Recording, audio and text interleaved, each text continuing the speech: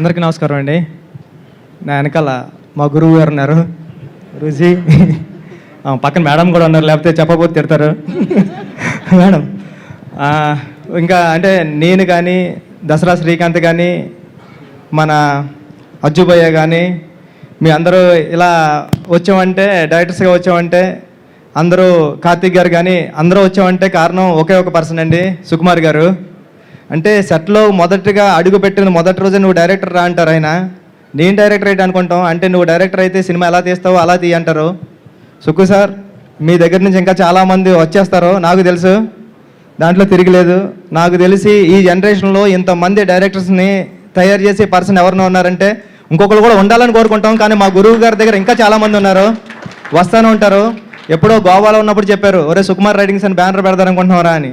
అంటే అది ఇంత అవుతుంది, ఇంత పెద్దది అవుతుంది సుక్కు సార్ దగ్గర నుంచి మేము ఎలా పడుతుంది, దాంట్లోంచి మేము పడతాం అన్నది ఎప్పుడు ఊహించలేదు Sukku sir. Thank you so much, thank you sir. Music director Vijay మా కాకినాడే, సముద్రం పక్కన ఉంటున్నాడు కాబట్టి అంత మంచి మ్యూజిక్ వస్తుంది. ఇంకా పెద్ద మ్యూజిక్ డైరెక్టర్ అవ్వాలని, నేను కూడా వచ్చి సినిమా చేయాలని అడగాలని కోరుకుంటున్నా. నేను చెప్పడం మర్చిపోయాను, రెహమాన్ గారికి వినిపించే చివను ఇది. ఇంకా ఏం చెప్తాం, సుహాస్ ప్రతిసారి కొత్త సినిమా వస్తుంది, ఆల్ ది బెస్ట్. టీం అందరికీ ఆల్ ది బెస్ట్ అండి. అజ్జుబాయ్ గురించి చెప్పాలి. అర్జున్ అన్న, నేను సుక్కు సార్ దగ్గర వర్క్ చేసినప్పటి నుంచి నువ్వు నాకు తెలుసు. అంటే నేను మొట్టమొదటిసారిగా క్లాప్ బోర్డ్లో నాకు రాయడం దగ్గర నుంచి ఎడిటింగ్ బుక్లో ఎడిటింగ్ రాయడం నేర్పింది అర్జున్ అన్నే.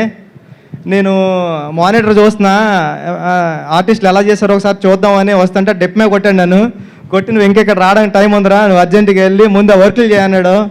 అర్జున్ నువ్వు కొట్టింది నాకు గుర్తుంది.